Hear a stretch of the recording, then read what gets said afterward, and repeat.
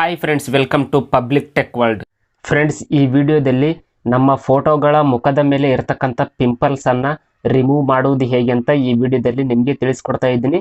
Friends, ದಯವಿಟ್ಟು ಈ ವಿಡಿಯೋನ ಪೂರ್ತಿಯಾಗಿ ನೋಡಿ.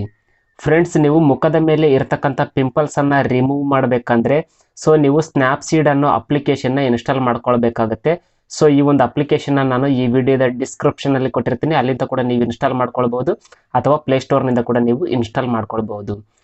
ಮುಖದ ಮೇಲೆ ಇರ್ತಕ್ಕಂಥ ಪಿಂಪಲ್ಸನ್ನು ನಾವು ಯಾವ ರೀತಿ ರಿಮೂವ್ ಮಾಡಬೇಕಂದ್ರೆ ಮೊದಲು ನೀವು ಈ ಒಂದು ಸ್ನ್ಯಾಪ್ಸೀಡ್ ಅಪ್ಲಿಕೇಶನ್ನ ಓಪನ್ ಮಾಡಿ. ಇಲ್ಲಿ ನಿಮಗೆ ಪ್ಲಸ್ ಐಕನ್ ಕಾಣ್ತಿದೆಯಲ್ಲ, ಇದ್ರ ಮೇಲೆ ಕ್ಲಿಕ್ ಮಾಡಿ. ಇದ್ರ ಮೇಲೆ ಕ್ಲಿಕ್ ಮಾಡಿದ್ರೆ ಡೈರೆಕ್ಟ್ ಆಗಿ ನಿಮ್ಮ ಗ್ಯಾಲರಿ ಓಪನ್ ಆಗುತ್ತೆ. ನೀವು ಯಾವ ಫೋಟೋಗೆ ಪಿಂಪಲ್ಸನ್ನು ರಿಮೂವ್ ಮಾಡ್ಬೇಕಂತ ಅನ್ಕೊಂಡಿದ್ದೀರಲ್ಲ, ಆ ಒಂದು ಫೋಟೋ ಮೇಲೆ ಕ್ಲಿಕ್ ಮಾಡಿ.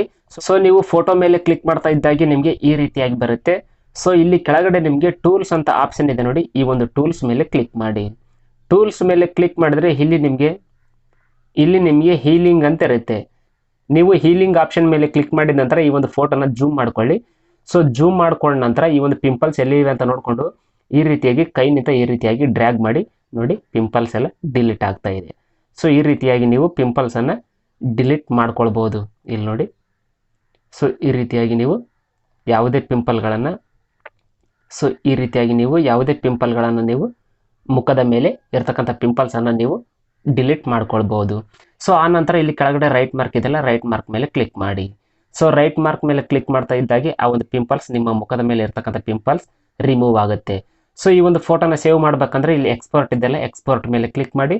ಇಲ್ಲಿ ಸೇವ್ ಮೇಲೆ ಕ್ಲಿಕ್ ಮಾಡಿ. ಸೇವ್ ಮೇಲೆ ಕ್ಲಿಕ್ ಮಾಡ್ತಾ ಇದ್ದಾಗೆ ಈ ಒಂದು ಫೋಟೋ ನಿಮ್ಮ ಗ್ಯಾಲರಿಗೆ ಸೇವ್ ಆಗುತ್ತೆ. ಈ ರೀತಿಯಾಗಿ ನೀವು ನಿಮ್ಮ ಫೋಟೋನಲ್ಲಿ ಇರ್ತಕ್ಕಂಥ ಪಿಂಪಲ್ಸನ್ನು ನೀವು ರಿಮೂವ್ ಮಾಡ್ಕೊಳ್ಬಹುದು.